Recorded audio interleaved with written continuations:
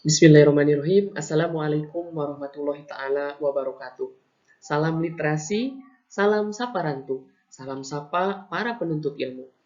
Oke, selamat pagi para peserta didik yang hebat, selamat pagi para penuntut ilmu yang hebat. Pada kesempatan kali ini, doa saya masih tetap sama, semoga senantiasa kita diberikan kesehatan, sepaket dengan perlindungan, serta kita juga diberikan kemudahan dan kelancaran dalam aktivitas menuntut ilmu. Untuk memulai pembelajaran kali ini, Bapak akan memberikan sebuah kutipan, sebuah motivasi yang mudah-mudahan bisa mendongkrak, bisa meningkatkan rasa semangat dan motivasi belajar kali ini. Motivasinya yaitu membaca adalah alat yang paling murah, membaca adalah alat yang paling ringan, dan membaca adalah alat yang paling dasar, tapi yang bisa mengubah kualitas hidup menjadi lebih baik. Dan semua itu dilakukan hanya karena membaca atau berliterasi. Jadi jangan bosan untuk membaca dan terus berliterasi. Karena kualitas hidupmu akan menjadi lebih baik dengan membaca. Oke, pada kesempatan kali ini, Bapak M. Irfan Abdurrahman Rozi MPD selaku pengajar Bahasa Indonesia di SMK Negeri 1 Campaka Cianjur pada jenjang kelas 10 akan membahas tentang teks laporan hasil observasi.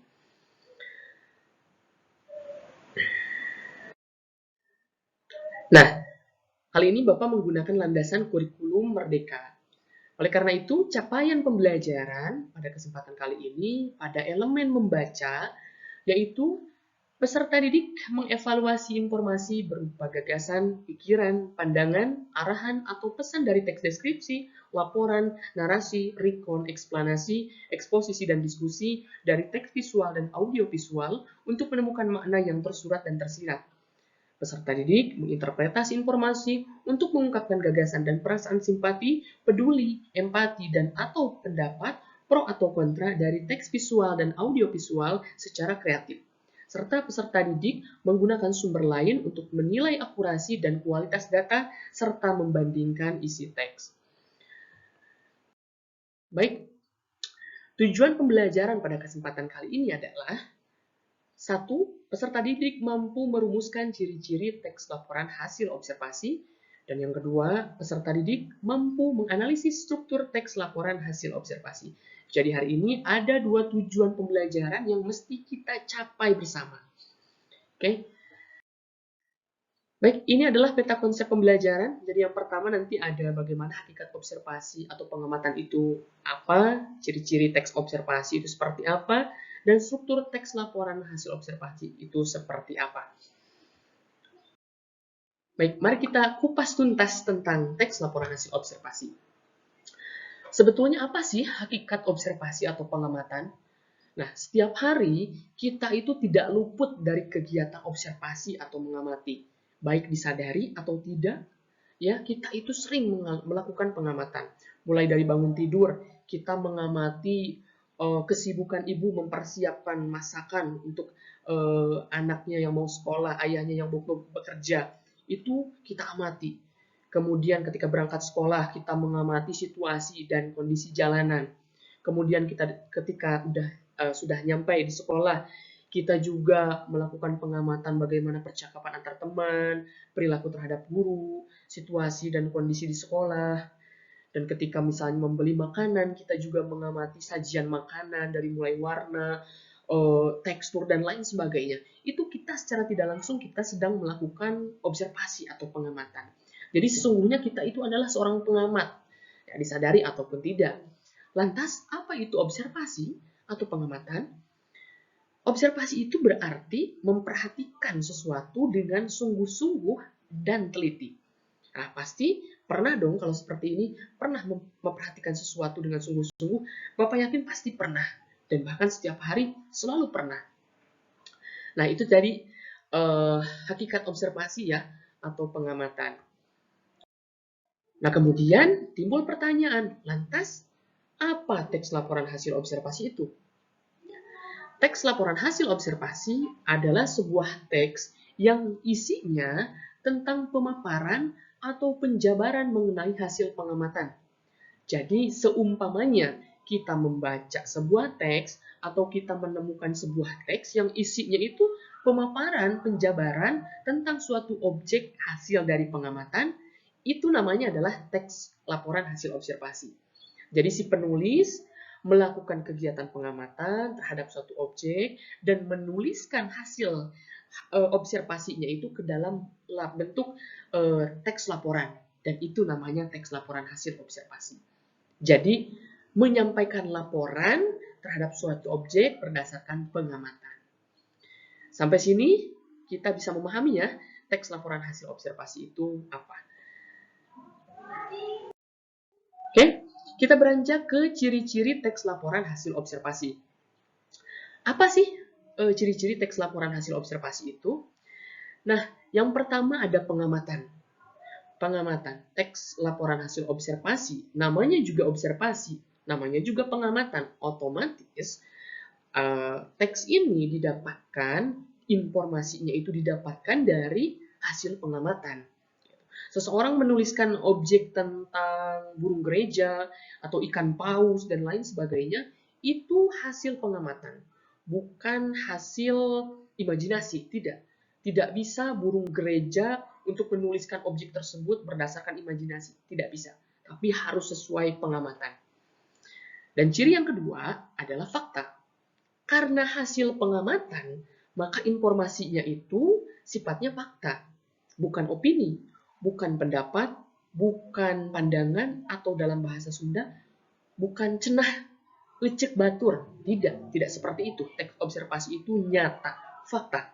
Jadi seumpamanya seseorang yang menulis teks laporan hasil observasi mengatakan bahwa burung gereja itu ukuran sayapnya 10 cm, itu memang benar-benar fakta.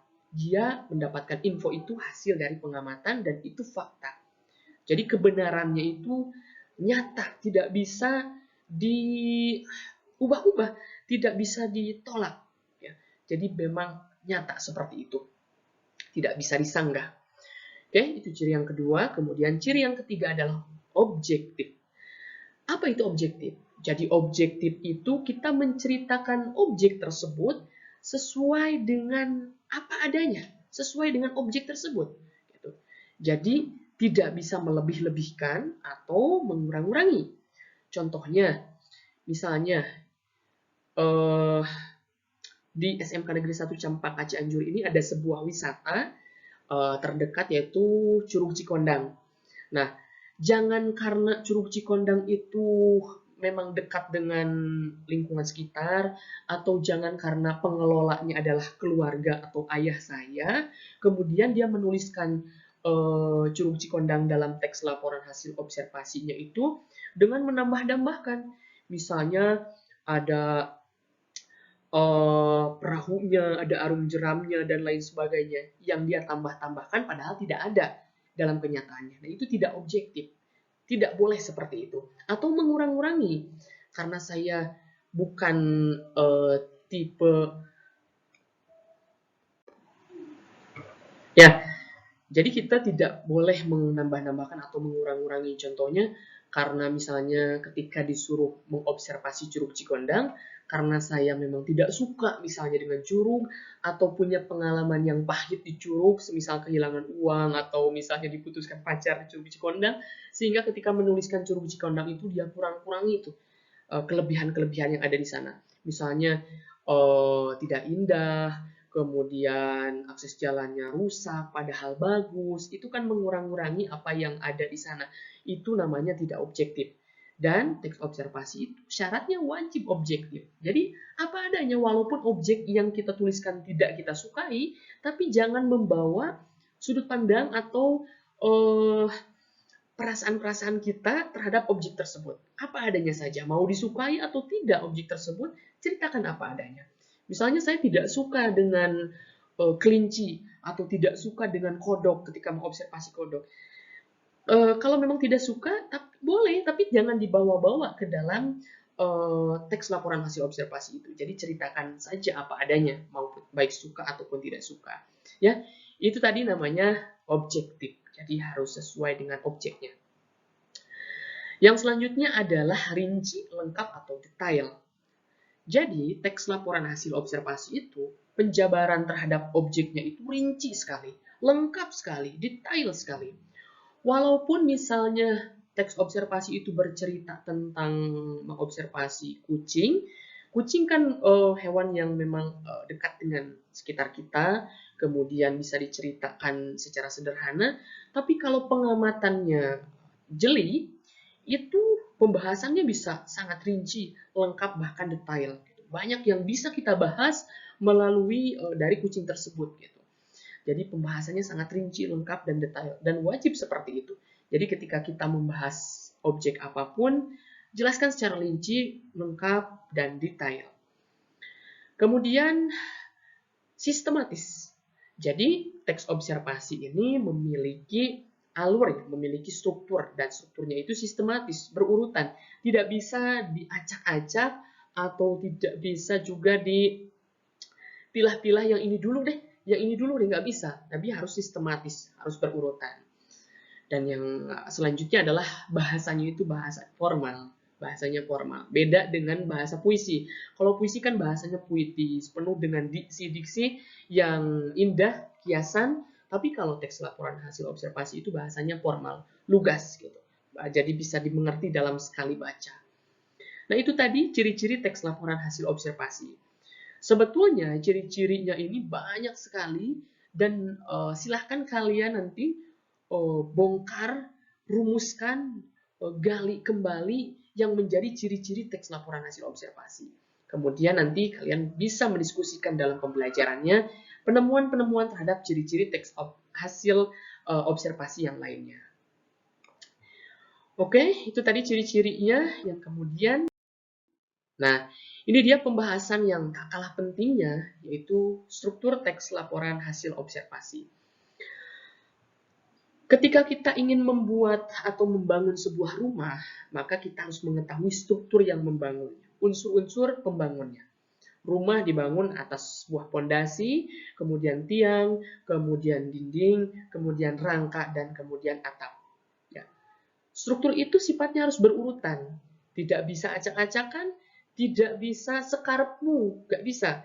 Jadi harus berurutan, takdirnya harus seperti itu.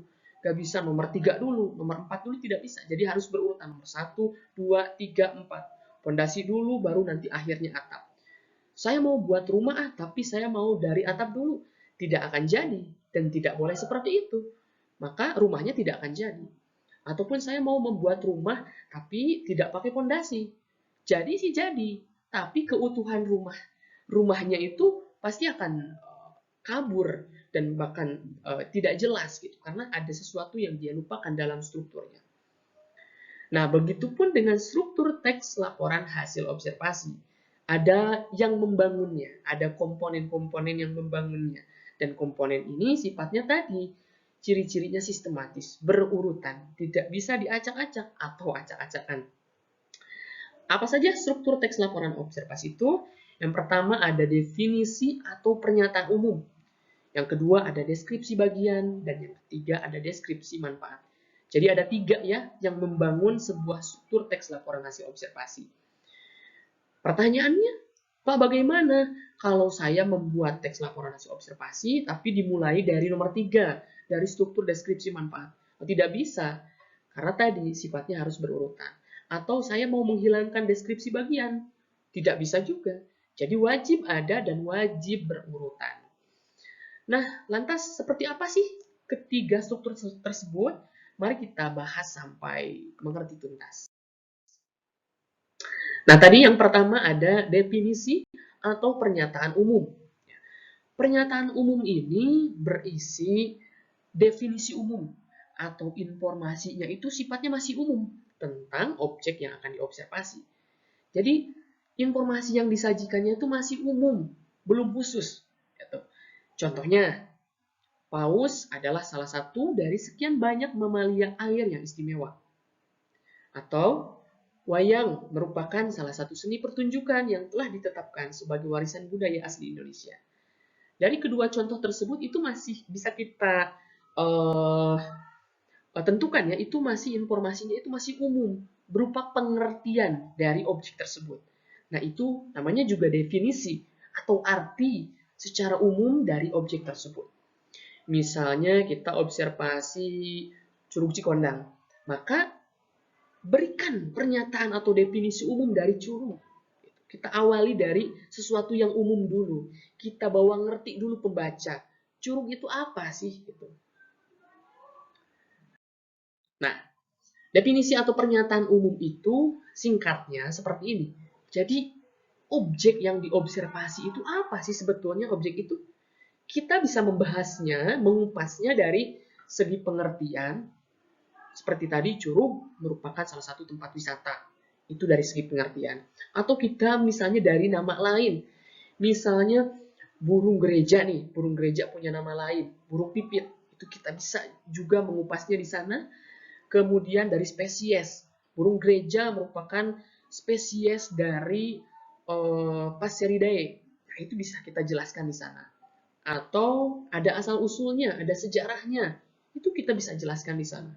Seumpamanya tadi Curug Cikondang ada asal-usul sejarahnya, kita boleh jelaskan. Dan kita juga bisa bahas dari segi lokasi atau tempat. Seperti tadi Curug, misalnya Curug Cikondang merupakan salah satu wisata yang ada di Jalan Raya Warung Bitung, Kecamatan Cempaka, Kabupaten Cianjur, Jawa Barat. Nah, itu bisa kita bahas dan semua itu masih termasuk ke dalam definisi atau pernyataan umum. Jadi banyak yang bisa kita bahas yang masih dalam ruang lingkup definisi umum. Jadi informasi-informasinya itu sifatnya masih umum, memberikan ngerti dulu, rasa ngerti atau pemahaman dulu terhadap pembaca, objek itu apa? Gitu. Itu definisi umum ya. Oke, yang selanjutnya struktur yang kedua adalah deskripsi bagian. Nah, pada bagian ini setiap jenis atau setiap bagian dari objek yang diceritakan itu harus dijabarkan, diuraikan secara detail atau rinci. Jadi di sini adalah tempatnya, adalah wadah kita menceritakan sejelas-jelasnya, selengkap-lengkapnya, sedetail-detailnya. Seumpamanya menjelaskan Curug Cikondang, kita jelaskan apa saja yang ada di sana. Gitu. Apa yang dimilikinya. Nah, lebih jelasnya seperti ini. Deskripsi bagian itu, objek yang diobservasi itu seperti apa sih? Kalau tadi objeknya itu apa, kalau sekarang objeknya itu seperti apa? Nah, kita bisa gambarkan di sana terdapat apa sih di Curug Cikondang. Mulai dari lahan parkir, fasilitas umumnya, akses jalannya, kemudian warung-warung, banyak tempat selfie, pesawahan, taman, jembatan, dan sebagainya kita jelaskan di sana. Memiliki atau mempunyai apa? Airnya, batunya kita jelaskan secara rinci dan lengkap. Sifatnya, warnanya, ukurannya seperti apa, kita jelaskan sedetail-detailnya di sana. Nah, penjelasan bagian ini harus diulas secara rinci, jelas, dan lengkap. Jadi jangan setengah-setengah. Contohnya ketika kita membahas luas misalnya. Curug Cikondang memiliki luas yang sangat luas misalnya. Kita mesti jelaskan luasnya itu berapa.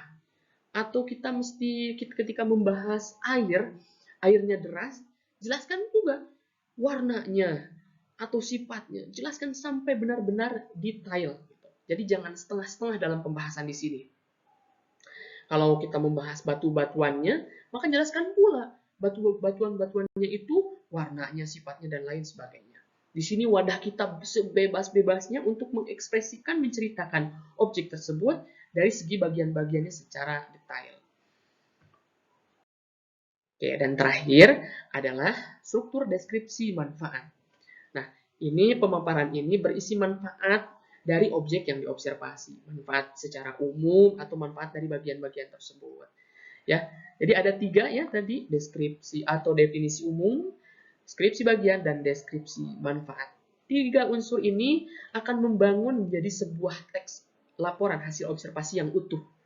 Kalau tidak ada salah satunya, maka tidak jadi teks observasi. Atau ada salah satu yang diacak-acak, maka teks observasinya jadi kabur, tidak jelas. Nah, sekarang mari kita berlatih menganalisis sebuah teks laporan hasil observasi. Di sini berjudul Burung Gereja. Kalian analisis berdasarkan strukturnya. Jadi, ada teks laporan hasil observasi yang terdiri atas beberapa paragraf, kemudian kalian baca, kemudian tentukan ini struktur apa, ini struktur apa, ini struktur bagian apa gitu. Jadi kita menganalisis strukturnya hari ini. Oke, dan sebagai tips atau cara untuk mempermudah proses menganalisis struktur laporan hasil observasi, ini ada 3 langkah yang bisa kita lakukan. Yang pertama, setelah teks laporan hasil observasi, apapun judulnya, yang bagaimanapun jenisnya, ada di hadapan kita. Yang pertama kita lakukan baca dan cermati setiap paragrafnya. Kemudian cermati kandungannya, isinya dan cirinya.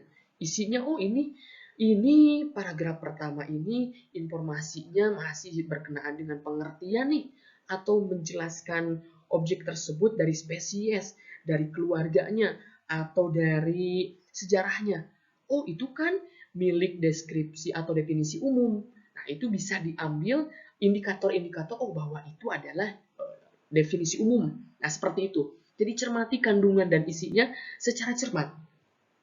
Kemudian paragraf selanjutnya, oh ini sudah menjelaskan bagian-bagian nih, sudah menjelaskan bagian-bagian sifatnya, warnanya, ukurannya, apa yang ada, apa yang dimiliki. Oh, ini berarti deskripsi bagian. Nah, kalian tulis, tentukan. Kemudian yang terakhir, oh ini sudah ke deskripsi manfaat nih, karena ada penjabaran tentang manfaat dari objek tersebut. Oh, itu deskripsi manfaat. Nah, seperti itu, jadi baca, cermati, dan tentukan. Teks laporan hasil observasi berjudul burung gereja berdasarkan strukturnya. Oke. Terima kasih. Mungkin itu saja pemaparan materi dari Bapak. Kurang lebihnya mohon maaf. Jangan berhenti di sini. Lanjutkan dengan bertanya, lanjutkan dengan belajar terus-menerus. Kita berdiskusi sama-sama. Terima kasih atas segala perhatiannya. Mohon maaf apabila banyak kesalahan. Billahi taufiq wal hidayah. Waridul inayah. Wassalamualaikum warahmatullahi taala wabarakatuh. Salam literasi.